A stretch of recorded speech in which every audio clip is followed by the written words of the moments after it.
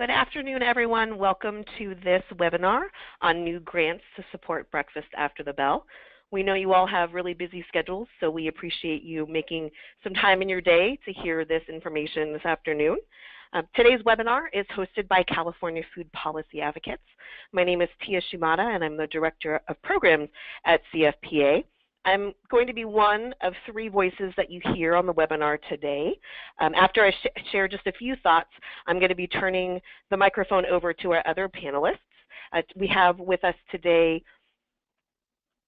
Tara Chambers from the California Department of Education, as well as Stephanie Bruce from Palm Springs Unified School District. And if you all can give me just 1 second to advance my slides, they're being a little bit testy. There we go. So I also, before we get started, just want to acknowledge how much we appreciate Tara and Stephanie making the time to be with us this afternoon. In an ideal world, we'd all be able to sit around face-to-face and share this information. I think this is the next best thing, and we really do appreciate them taking time out of their afternoon to be here with us. To give you a sense of where we're going in the next hour or so, we're going to start off with just a few webinar logistics to help you navigate today's events. Then we will go into a brief introduction on Breakfast After the Bell, as well as the new breakfast grants. And Tara will dive into details about the state-funded grants, what's available, key steps, the timeline, and how to best put together a successful grant application. And then we get to hear from Stephanie, and she is going to be sharing the ins and outs of operating Breakfast After the Bell, her experience in Palm Springs Unified School District, and hopefully imparting to you some really great best practices, some things to be aware of, challenges, and how to overcome them. And then we want to make sure that we open up to all of you who are on the webinar with us today for a question and answer session. So now just to do a quick review of webinar logistics. As you all may have noticed, you are muted. It's not because we don't want to hear from you, it's just to make sure that we are being as efficient as possible with our time. We certainly do hope that you all chime in even though you are muted. So you can use the question panel that is provided by GoToWebinar to submit any questions you have, whether that's basic questions about the webinar and maybe you're having trouble with sound or the visual, or substantive questions about the content that we are presenting today. Please don't hold back. Please ask any questions that come to mind at any time. We have a staff member who's monitoring that question panel, and we will try our very best to get all of them answered. Just to be aware, we are recording this webinar, and so it will be available online in video format. The slides will also be posted as a standalone item, and we'll be sending out a notification when those items are ready. Also, we can include in that notification if there are any key questions that we aren't able to answer in real time today, we'll make sure that we get those questions answered in a follow-up email. So again, please be sure to chime in and ask any questions that you do have.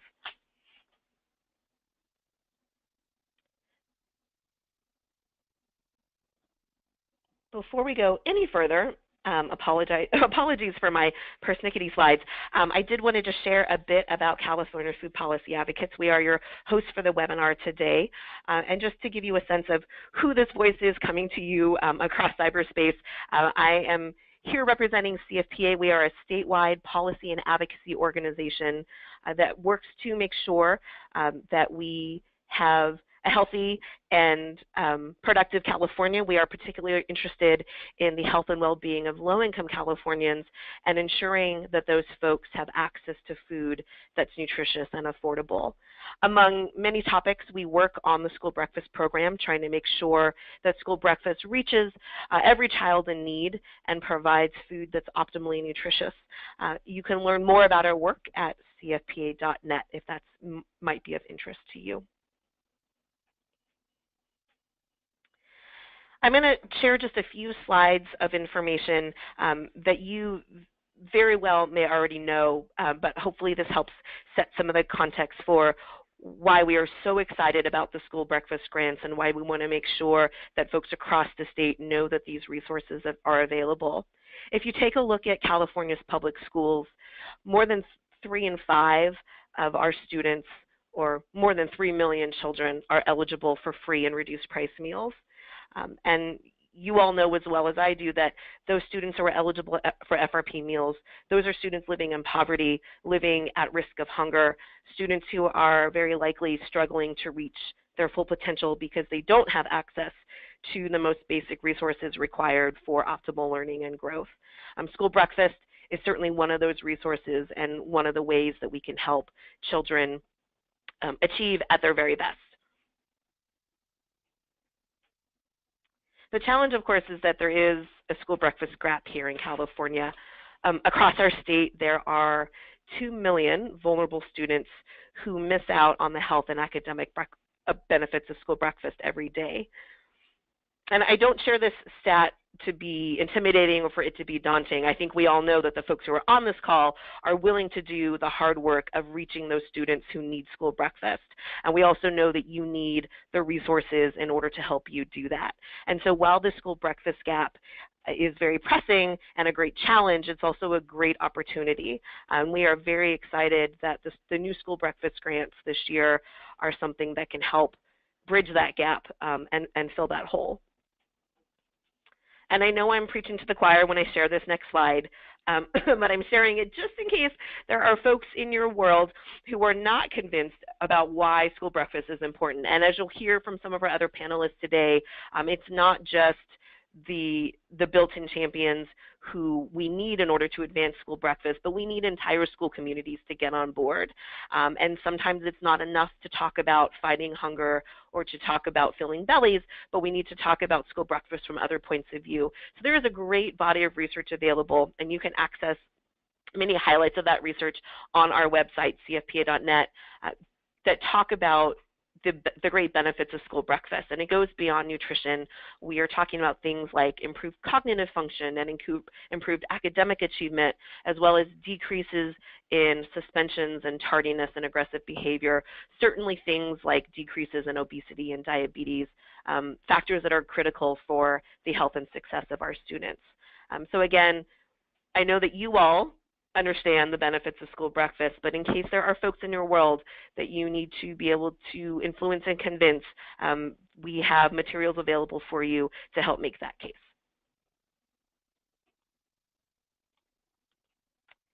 Okay. Now, I just mentioned the real challenge of the school breakfast gap in California. The great news, unlike many things that have many complicated solutions, there is a very practical solution to the breakfast gap in California, and that is serving school breakfast after the start of the school day, or what we call breakfast after the bell. Breakfast after the bell models are allowable under the rules of the school breakfast program, and these models can really be tailored to your individual students' needs and to the needs of your individual schools. I think we hear all the time, that there's no two districts that are alike in California. There's no two schools that are alike in California. You are all facing your own unique challenges. And the great thing about After the Bell breakfast is it really can be tweaked in many ways to meet those specific challenges and fill those specific needs. Generally speaking, breakfast after the bell, we see a handful of basic models that can then be further customized. So you may hear things about second chance breakfast. That is when breakfast can be offered before the bell early in the school day, and then again at some point in the mid-morning. So maybe it happens during recess or during an extended passing period, but it's making sure that at some point after the school day starts, students again have access to breakfast. There's another model that folks frequently refer to as grab-and-go breakfast, and this is often a model where carts or tables are set up around high-traffic areas in a school. Maybe it's a high-traffic hallway, maybe it's out on the playground at recess, and these carts allow students to walk by, grab a quick reimbursable meal that's packaged to be portable, and either eat during recess, eat on their way to class. It is simply getting breakfast after the bell and then out of the cafeteria where you can actually meet students where they are. Another example of after the bell breakfast is breakfast in the classroom. We often see this in elementary schools, although folks have told me that it can work with other grade levels. And this is where breakfast is served, eaten and cleaned up in the first 10 to 15 minutes of class. So the bell rings, kids come in, they eat, their daily activities start while they're actually getting the benefit of breakfast at the same time. So Stephanie is going to be able to dive into more detail about how After the Bell breakfast works in her schools, but I just wanted to provide a very quick overview in case folks needed just a summary of what After the Bell breakfast could be. And then now to turn the focus a bit more to the grants that are available this year. With all of the very tough and often really disheartening decisions that our state leaders have to make, sometimes there's a bright spot. And last year there was a bright spot in an increased state budget investment in school breakfast, and in kids really, if we're being frank about it. The state legislature decided that in addition to the $1 million in grant funds that have existed for many years to start up or expand school breakfast, they were going to make an additional investment and make $2 million available.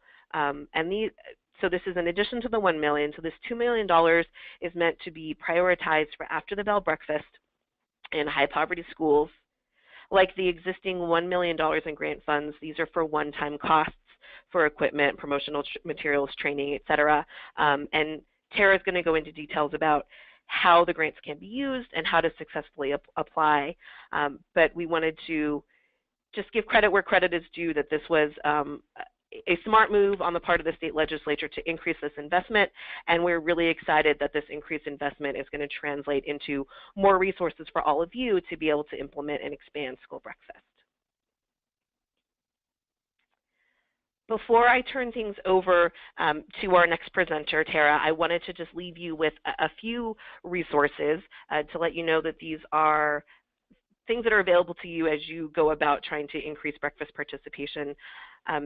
We certainly have a number of school breakfast materials available at cfpa.net, everything from case studies about districts that have been successful with After the Bell to research and to local data. So please do feel free to access all of those materials. We also have made available a host of materials about LCFF and school nutrition. I think anybody out there in the education community understands the time and energy and focus that is being put on LCFF and LCAP at the moment. And we want to make sure that folks are able to integrate nutrition into those really important conversations. So we've made some materials available about that. And then also wanted to point out that the state-funded grants are a fantastic resources, but they are by no means the only funding resources available for breakfast. There are other grants out there. One example is the grants being made available by California Action for Healthy Kids. Katja is the person in charge of managing those grants, and so I wanted to include her contact information here. These are grants that you can access and use simultaneously with a state-funded grant, and so we want to make sure that folks know all of the funding resources that are available to them. So I encourage you, if you are interested in these California Action for Healthy Kids grants, to reach out. I've included a contact information there. Okay, and now I'm going to turn things over to Tara Chambers. Tara, are you there? I'm here. Okay, great. So please do take it away. Good afternoon, everyone. Thank you for taking the time out of your day to be with us. My name is Tara Chambers, and I am a specialist in the School Nutrition Programs Unit here at the California Department of Education. I wanted to start today just by going over the eligibility requirements for the breakfast grant. First of all, public school districts, county offices of education, and directly funded charter schools are eligible for the grant. Sites must have at least 20% of students enrolled qualify for the free or reduced price meals. The additional pot of funding that Tia pointed out, that extra $2 million, that's prioritized for sites with over 60% of students approved for free and reduced price meals and are implementing or expanding a breakfast after the bell service model. And each SFA may apply for no more than 10 sites for up to $15,000 per site. I wanted to take a quick look at our grant timeline. We posted the RFA to our website on January 4th, so that is out there for you to look at now. You can download the application there. And the grant applications are due to the CDE by March 1st. We'll select the grantees in June of 2017, and grantees will receive the funding in July of 2017. The grant period will be from July 1, 2017 to March 1, 2018. We have progress reports for the grantees, and those are due November 1st, 2017, and final invoices will be due to the CDE March 1st, 2018. A quick note, if your SFA is awarded a grant, make sure that you purchase your items within the grant period, which again is July 1, 2017 through March 1, 2018. If items are purchased outside that grant period, you will have to return the funds. So just a quick note about that. Again, the grant deadline is March 1st, 2017, and the applications must be at the CDE signed and dated with an original signature, again, by Wednesday, March 1st. A couple quick notes about the deadline. The CDE will not accept any applications received after 5 p.m. on March 1st, 2017. We will not process incomplete, eligible, or late applications, accept fax or email submissions, or accept any placehold applications. All right, moving on to the grant application itself. There are two parts to the application. There's the grant plan, which asks for SFA level information, and you'll only need to complete one of these, one grant plan. The second part is the site application, which asks for site level information, and you'll need to complete one per site, again, for up to 10 sites. And let's take a closer look at the grant plan. We ask for SFAs to include information on any public or private assistance or special assistance from the SFA. So we award up to 5 additional points if the SFA has support from the community and you've gone above and beyond to get your community involved in the breakfast program. For example, if an SFA received a mini grant from a private business or received financial assistance from a local food bank, that would show us that you have the support of your community. And again, we award up to 5 points for that. We also want to know if the food service department has the support of the SFA itself. Is your administration on board? How are they supporting your efforts to implement or expand the school breakfast program? Are they going above and beyond to support the breakfast program?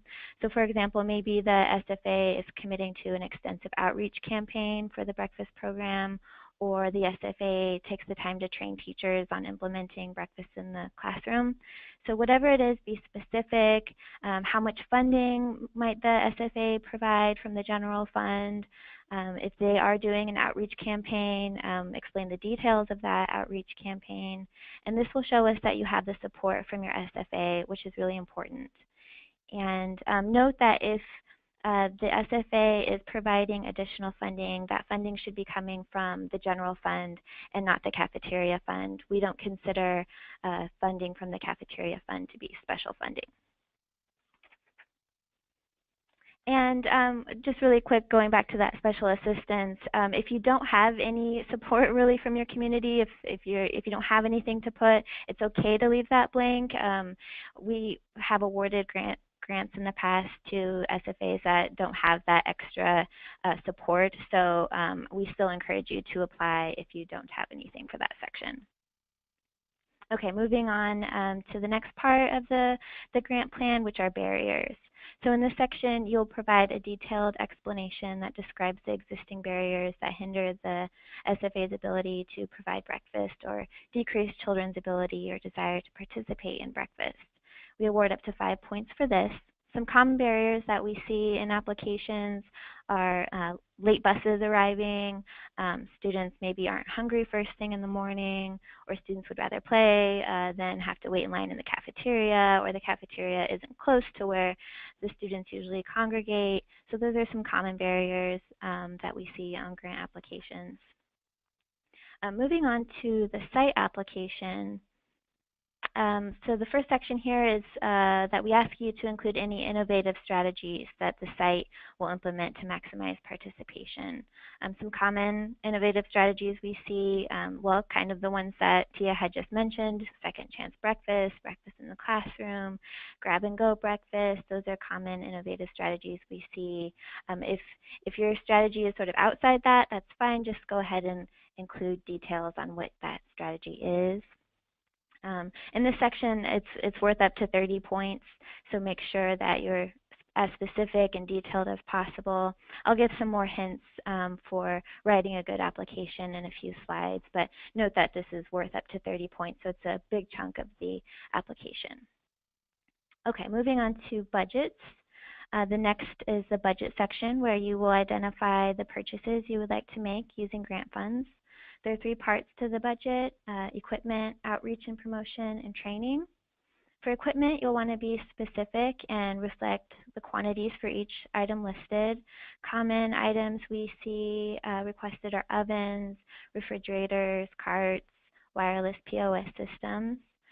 We have a list of allowable and unallowable expenses in our RFA, so I would check that out. And if you aren't sure, you're always free to contact me. I have my contact information here later in the webinar. For outreach, you'll want to list the items that you plan to purchase. Keep in mind that those allowable and unallowable expenses, we cannot approve clothing, uniforms, prizes, giveaways, or recurring costs. Many of our grantees are approved for banners, posters, and flyers to promote breakfast, but if you want to kind of think outside of that, that's fine too. Again, you are free to contact me and ask me if it's allowable or not. For training, limit the training cost to expenses that vendors charge to train on the use of their equipment, such as point-of-sale software. We cannot approve staff salaries in this training section. All right, a couple other items in the site application. We award additional points if the site implements a new breakfast program. So we understand that implementing a new breakfast program is a lot of work, so we award extra points for that. 15 points are awarded to sites that qualify for severe need breakfast reimbursement, which means that the site served 40% or more free and reduced price lunches 2 years prior. 5 points are awarded if the site is a program improvement school with at least 50% or more enrolled students approved for free reduced price meals. And if you aren't sure if your school is a program improvement school, that information is on our CDE website. And finally, 5 points are awarded if the site agrees to operate the breakfast program for no less than 3 years. All right, so some helpful hints for submitting a successful grant application. First, read the entire breakfast grant RFA, which we realize is pretty long, pretty big, but that includes the management bulletin, the instructions, and the scoring criteria and matrix. So again, we understand it's a lot to read, but we do have a lot of useful information there, so make sure that you take the time to read it in its entirety. Also note that equipment requested should support the barriers and innovative ideas.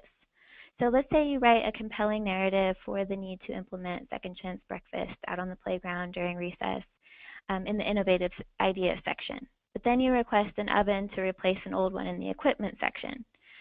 In that case, you would likely score lower. The equipment should connect with the innovative ideas. If the equipment does not support the innovative ideas, then take the time to explain why. So for example, an applicant might argue that second chance breakfast will increase participation, which makes it necessary for the SFA to purchase a new oven to keep up with the new demand. In that case, the scorer can see the connection between the innovative ideas and the equipment budget. So just make sure that it's clear to the scorer how those items connect. If you don't, then you'll likely to score lower. And next, the cost of the equipment should be based on a quote from a vendor, including tax and shipping. So take the time to get at least one quote, but ideally 3, for each piece of equipment you are requesting. You want to have a realistic idea of how much the equipment will cost. For example, if you're awarded $10,000 for an oven that ends up costing more, we cannot cover that additional cost. Also, if you underspend due to overestimating equipment costs, we'll have to return the money to the state's general fund, and it's always our goal to make sure that we have all that money spent at the schools and not returned to the general fund. A couple more helpful hints for submitting a successful grant application. Be very descriptive in those narrative sections. So that would be the innovative ideas section and the barriers section. And there's even a little bit of narrative in the equipment section. So be descriptive, paint a picture for your audience. Let's say that you want to implement Second Chance Breakfast on the playground and you need grant money for the cart. In that section for innovative ideas, explain where exactly you want to put the cart, how you know that that location is ideal, how you will ensure that meals are counted and claimed properly, who will set up that cart in the morning, etc. Include data like the potential percentage increase for participation. The more detail, the better. And just remember that the innovative strategies section is worth up to 30 points and the barrier section is worth up to 5 points. So combined, the narrative sections make up 35% of the application score. So that's not a place to skimp.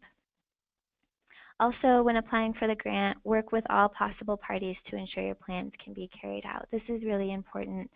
We have had several SFAs have to return grant funding because after the award was granted, it became clear that the administration at the SFA was not on board with the food service director's plan. For example, if you request a grant to fund a breakfast in the classroom meal service model, make sure that all of the involved parties have approved the plan. Again, our goal is to ensure that all of the grant money is used for its intended purpose. So please make sure that your plan is well thought out and approved by the appropriate people. All right, so that's all I have for you. But again, if you have questions, let us know. My contact information is here. Feel free to email me or call me with any questions you have during the grant process. Okay, Tara, thanks so much for that. Hopefully that was a great summary of what folks can expect coming down the road in terms of the grant application process, and thank you for letting folks in on some helpful hints about how to make their application successful. And I will just speak from personal experience that Tara is very accessible, so I really do encourage folks, and Tara, hopefully this isn't setting you up for a landslide, but I really do hope that folks reach out to her with questions. She is as eager as you are to get these funds, she is eager to get them out the door to places where they're going to be helpful. So please don't hesitate to reach out. She is a great resource available to all of you. And with that, I'm going to turn things over to Stephanie Bruce. Stephanie, you still there with us? I am. Fantastic. Thanks so much for patiently waiting, and please take it away. Great. Hi, everyone, and thank you for joining us this afternoon to talk about Breakfast After the Bell. I'm Stephanie Bruce, Director at Palm Springs Unified. I've been here just under 4 years now. And just to start off, I'm going to tell you a little bit about the breakfast programs that we currently do, and then go into how to really successfully prepare for a program, because if you have everything prepared successfully and your planning is on point, then the program will work so much better for you moving forward. So a little information about our district. We have about 22,000 students. We're not in declining enrollment, but we have remained steady for the last 5 years. We are a K-12 district. We have 27 school sites across 5 cities, and we are, what some people are surprised to hear, very needy. We are 84% free and reduced. We serve over 4 million meals annually. Less than half of those meals are breakfast meals, so the gap that was spoken about earlier is real. We do about 1.3 million breakfast, and we do 2.7 million lunch. So there still is a lot of opportunity out there for our district to serve more breakfast. We do offer universal free breakfast, which means everybody eats for free no matter what their eligibility. And we've done that for the past 7 years. The reality is that the people who are going to eat breakfast are really the ones on the program anyway. We do see a few paid students, but not enough to make this a difficult financial program. The previous director, Wanda Grant, had set up 9 sites with breakfast in the classroom, but during the transition between her retiring and the few months that there was no director and me coming on board, 5 of those sites dropped the program right away, mainly because they're, just dealing with the teachers is really the difficult part. So you've got to make sure that you work this program on a regular basis to ensure all needs are met to make sure it's successful. So, excuse me, the programs that we still have, though, are going strong. And in fact, one of our middle schools tried to drop the program last year. They were gone from the program for about 30 days and came right back because they had noticed that students were very hungry, their stomachs were grumbling, they were falling asleep in class before lunch, and their absenteeism increased. So the principal decided to bring the program back, and we're now serving more breakfast there than we were prior to them dropping the program. So in our district, we actually offer 3 different after the bell programs. We do breakfast in the classroom, and we have 4 elementary sites that do, 2 elementary sites that do breakfast in the classroom and 2 middle schools that do breakfast in the classroom. We also do a second chance breakfast at our high schools. We used to have an extended passing period after first period where we had time to actually serve breakfast. That went away with some negotiations and change in scheduling of educational minutes. However, we do continue to do that second chance breakfast. We just switched it to a grab and go. Our numbers did go down a little bit, but we strategically place all of our kiosks to make sure that students are able to grab their meal and go on to their next class. The other program we do is what we call an extended breakfast. We have a charter school in the district that was doing breakfast in the classroom, and they had a handful of teachers that were very vocal about how difficult it was to manage the program. So we actually had a meeting with the teachers and the principals and discussed some options. And the principal had instituted a physical activity program that all students prior to lunch had to have at least 30 minutes of physical activity as a class. So I asked if it was possible to have breakfast after that physical activity. So they reduced the physical activity down to 20 minutes and then gave us another 20 minutes to serve breakfast to those students. So the classes are staggered. As soon as the bell rings to start class, some start off on their physical activity, and as a classroom, they come into our cafeteria, they sit down as a classroom, and they eat breakfast before they go back to class. We now serve more breakfast at that site than we serve lunches, which I don't think I've ever experienced in my entire career, but it's working well. We're now in our 3rd year, and it's still going strong. And that school site was the only school site in our entire district that had marked improvement in their state assessment standards.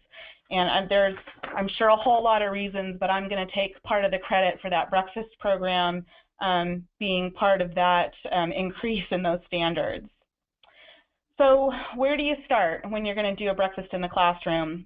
There's several things that you need to think about, but first and foremost, you want to make sure that the program is going to be beneficial to your department. You want to make sure it's feasible and that you'll be able to cover all costs. The great thing about the grants, they're there to cover those large expenses like equipment, and it's very helpful, and I would encourage anybody who's either starting or expanding to get their plan together and submit for that money, because it helped me in a previous district and in this district as well to expand.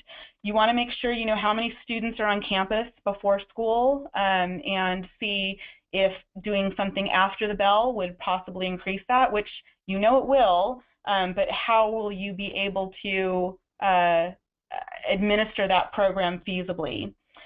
You want to know if the majority of students are arriving by bus, because sometimes those buses are late, and that is one problem we had at one school. The buses showed up right as classes were starting, so that in conjunction with our breakfast in the classroom was causing too much chaos in the morning, and that was one of the sites that we ended up losing and that we're actually currently now trying to win back in a different manner. You also need to do a site survey and make sure that your kitchens can actually handle the program. Do you need additional equipment? Are you going to need additional storage space? And if you're going to be adding equipment, Do you need more power? A lot of our school sites are very old in this district, and I've replaced several electrical panels just to house some of the additional equipment. So that is a big expense and something you don't normally think about when you're planning for these programs. And if you can write that into your grant proposal, you can hopefully get some of that paid for. So some keys to success. You can go ahead to the next, thank you. Or how I like to call it, how to struggle less, is get your plan in order. And you want to start with what we call a pre-implementation checklist, and that is getting a team of people together to figure out what the goals are, what it is you need to do in order to achieve breakfast in the classroom. You're going to want to have an implementation timeline too, everything you're going to need to do and accomplish leading up to the launch of that program. You're going to need an equipment list by site to ensure that you indeed have thought of everything you need, ordered everything you need, and know when that equipment is going to arrive and be ready to go. And then what you want to have is a pre-launch checklist, and that's going to be a list of all the last-minute things you need to think of and the day-to-day time or minute by minute how things are going to happen that day that you start the program. That will really help. It's not going to eliminate any problems that might come up, but will help you address those problems and kind of turn on a dime if something does not go as planned. So the pre-implementation checklist is really designating a team of people that are going to be your school breakfast team. You want to have these people because it's going to hopefully ensure its success of the program. You want to have people on that are going to be affected by this program, like teachers, principals, food service staff, custodians, and even your wellness coordinator.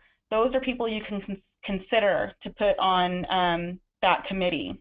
What we did here in this district is we actually set our committee up of key nutrition people first, and they met, then designated a plan. They actually designated the sites they thought it would work, and then they sat down and decided what roadblocks were they going to face, what pushback were they thinking they were going to get from the sites, and they prepared themselves to address and answer to any of those concerns.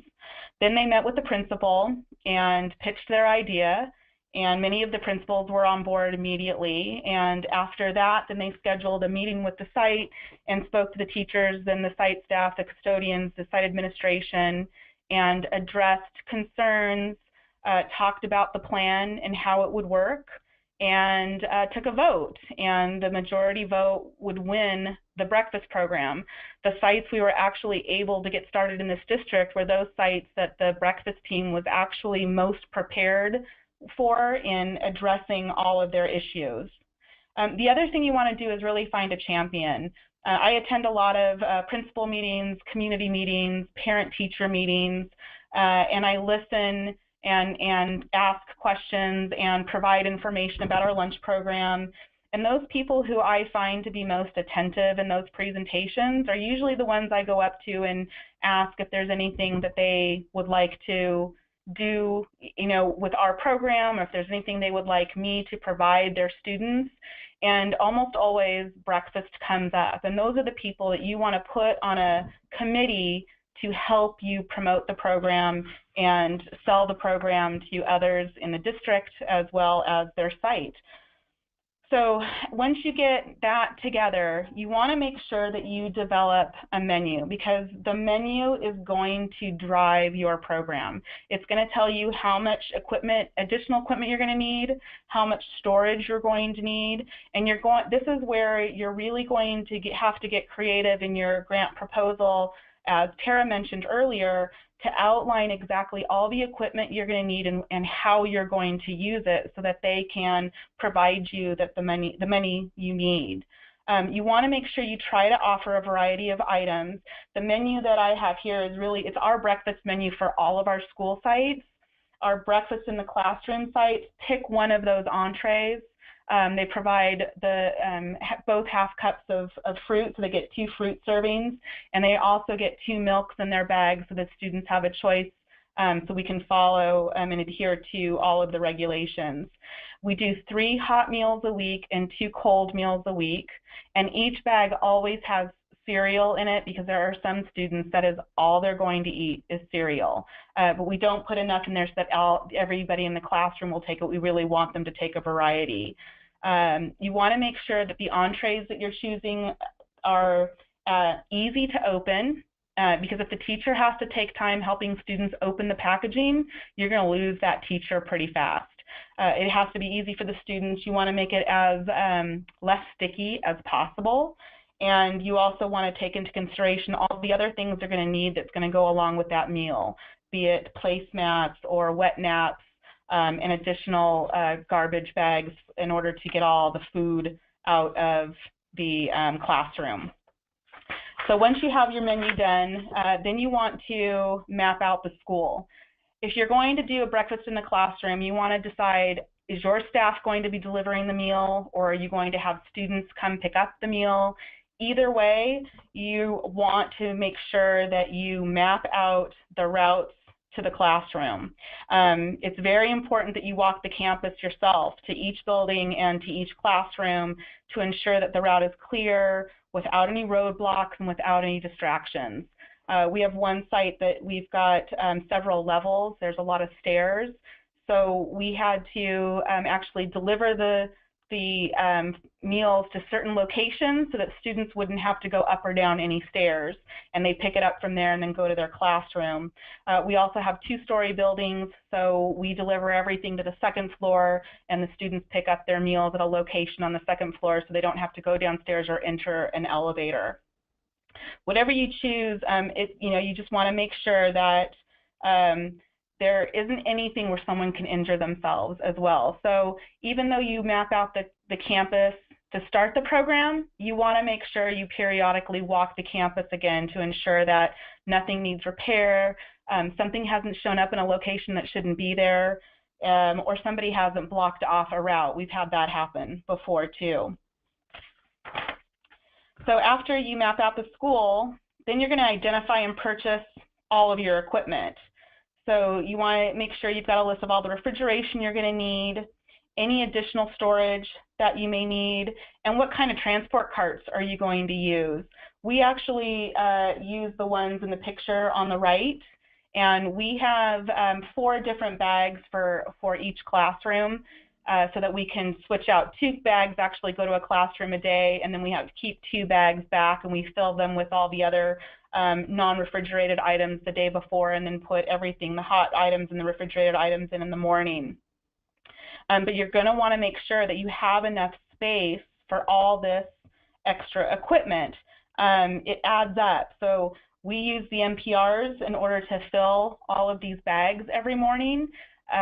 But when it comes to testing time and the MPRs need to be used for tests, we have to make sure that we are cognizant of that schedule and we regroup and move things into other areas, or we work with the staff in the site to try and schedule those testing just a little later so that we can get breakfast out to everyone no matter what happens.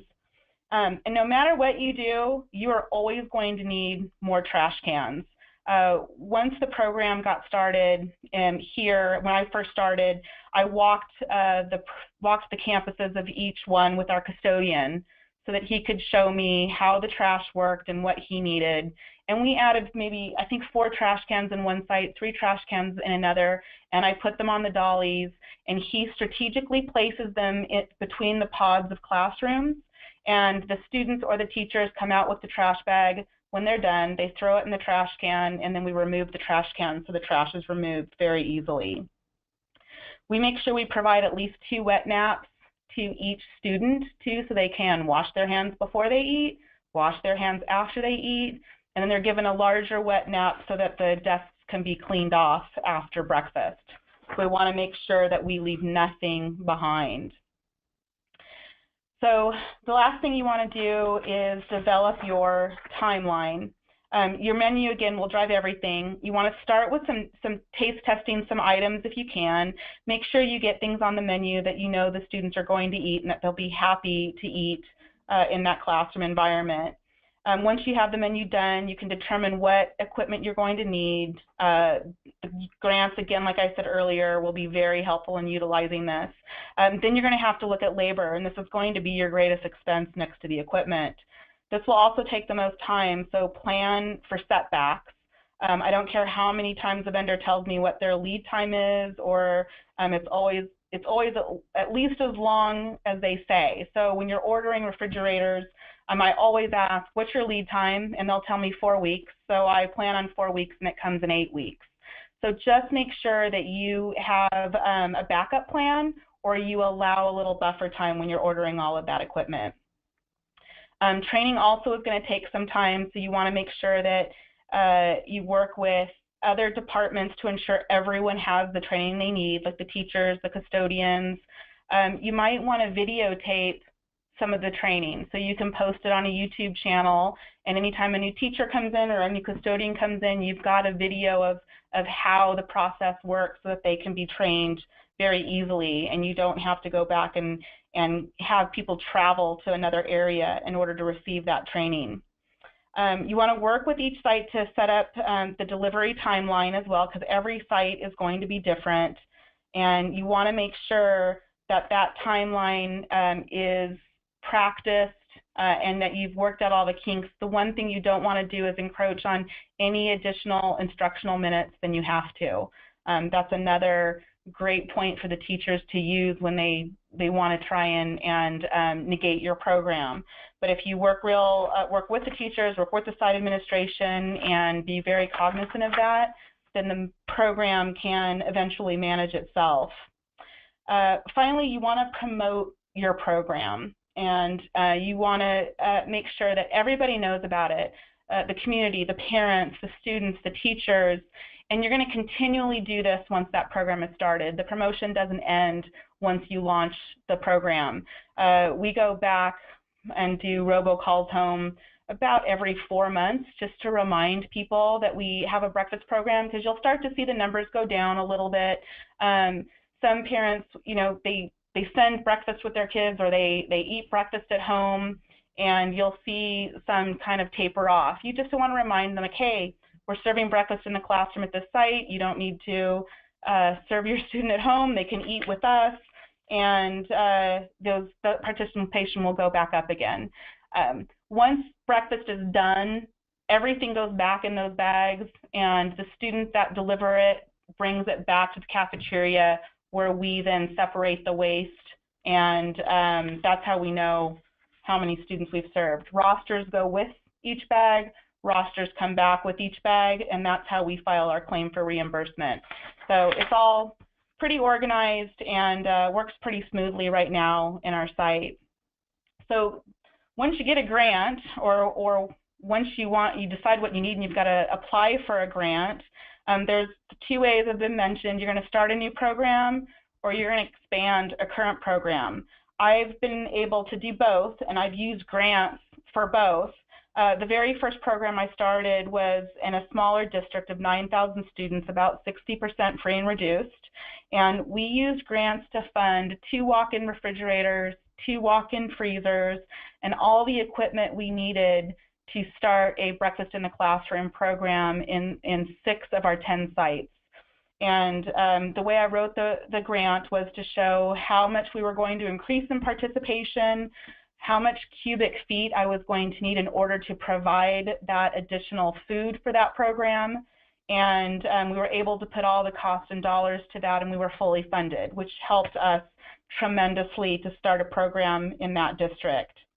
The other district I expanded a breakfast program in was in a high school district, and we had a second chance breakfast at one point, and then that extended time went away. Those minutes went back into the classroom.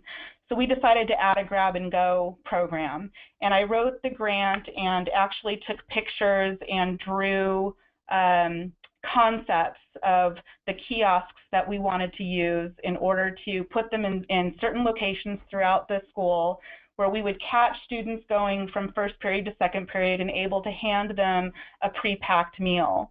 The things that I wrote or put into that grant proposal were the carts, the movable cart kiosks that we were going to use, the tablets that we were going to use so students could come through and either punch in their number on the tablet or scan their ID badge. So I also put the scanners into that grant proposal. And we were fully funded at that point and increased our participation in our breakfast program by about 40%. So the money is there, and it is helpful. And as Tara mentioned earlier, to be innovative in your grant proposal, that's what I did with this grab-and-go breakfast. That was probably 12 years ago, and the program is still running today, which is great to hear. In addition to grants, there's other options for you. Take a look in your community. Most hospitals have a foundation board that are always looking for programs to support, and it's free money. All you have to do is the same thing you do with the state. So the proposal you may put together for a grant for them, you can use that same proposal by going to a local hospital foundation board and submitting your case there and see if you can get some money. Kaiser Permanente also does a lot of great community work and provides a lot of funding. Local clubs like the Optimist Club or the Rotary Club, they fundraise constantly for school programs. Let them know that you've got a meal program that could possibly use some funding if you need that to get started. Or look through to your community members. I stumbled upon a woman here in Palm Springs. I just happened to be sitting next to her at a play that was happening and started talking to her, and it turned out to be she's Paul Newman's sister, and she was looking to fund something in a school. So we were able to get her to fund backpacks for a weekend food program. And now she's interested in both our summer program and our breakfast program. And she is now someone who just calls and says, okay, what do you need now? So have those conversations. You never know who's sitting next to you, and you could possibly find some money for your program. But again, thank you. That's all I have. I have my contact information here. You're welcome to email me any questions you have or anything I might have. Don't recreate the wheel. I'm happy to give you anything we've done to help make your program successful. Stephanie, thanks so much. That was such great detail and information to share, and there is nothing quite like learning from somebody who has been in the trenches and done the hard work and come out the other side. So we really appreciate you sharing that. With the rest of the time that we have left, we'd love to be able to have your questions answered. So please do feel free to submit any questions you have in the question box. I'm going to go ahead and start us off with a couple. Tara, you mentioned that folks would could get extra points for committing to operating their breakfast program for 3 years. And one question that has come up is, these funds can be used to start up or expand breakfast, but they're for one-time cost. So Tara or Stephanie, can you speak to whether or not these kinds of after-the-bell models are sustainable over time so that folks can feel confident that with these one-time costs, they can then set themselves up to have a program that will be fiscally viable in the coming years? I don't know whichever of you would like to take that. Well, I can speak to ours since we've won and lost programs. They are sustainable, but you really have to work hard at it. Once you launch a program, you're working almost as hard to maintain it and keep it as you were to get it started. So you have to commit to that and make sure that you're constantly revisiting and reaching out to the sites to make sure that things are running smoothly so that you can address any issues as they come up so that they don't escalate into a point where they're just done and want the program gone. Unfortunately, there are times where, with negotiations and union issues, programs can get lost that way, but they are sustainable. You just have to find another way like we did with our charter school. It wasn't working in the classroom, but we now serve breakfast from the start of school until about an hour before lunch. Okay. And along, sorry, Tara, go ahead, please. Sorry, I just wanted to make it clear that you just have to certify that you will be operating the breakfast program for at least 3 years. So if your breakfast after the bell doesn't work out, that's okay. Of course, we want it to work out, but as long as you're operating the breakfast program for 3 years, we wouldn't take away your funds or something like that. Thank you for that clarification. And Tara, you mentioned that there are lots of different ways that districts can innovate. You know, certainly breakfast in the classroom, and Stephanie walked us through her great example of setting up and maintaining breakfast in the classroom. But there are many other after-the-bell models that can happen in school districts. And so I'm wondering if either of you could share, in addition to the helpful hints that Stephanie put out about specific to classroom breakfast, are there anything that jumps out at you about key factors if you were trying to set up another one of those models? For example, Stephanie, with Second Chance or your extended breakfast, are there any key factors that you think folks need to keep in mind that might be different from what you offered when it comes to classroom breakfast? I'm not sure. I don't know. You know, we're constantly on the campuses and just watching what the students do and see how we can incorporate our programs in their lifestyle or in their day-to-day. And you know, that kind of breeds some innovation, which is how we ended up with this extended breakfast and how we ended up doing a grab and go in our high schools. Other than that, I mean, I think just talking to other people and listening, because someone's going to spark something in you that's going to give you an idea and think, oh my gosh, why didn't we ever do it this way? And it just ends up snowballing into a positive and wonderful thing. So I don't know if that helps or answers the question. Well, it sounds like you're saying be present and figure out how you can meet the kids where they're at, which I think, if I'm hearing you correctly, makes complete sense. Okay. Yeah, thanks that's for that. exactly what I'm saying. Tara, we have a question coming in about the difference between the grant plan and the site applications. Our applicants are required to do both items. Is that right? Can you give some clarification around that? Yeah, so it's sort of a two-part application. There's the grant plan, which is the sponsor level information, and then you'll attach a site application to that grant plan for each site you're applying for. Okay, great. Does that make sense? Thank you. Yes, I think that should be helpful. And if folks have additional questions about that, please let us know. We have just a minute or two left, and so I wanted to just quickly touch on a question that came in, and that's about the concept of universal breakfast, offering breakfast free of charge to all students on campus, regardless of that student's individual eligibility.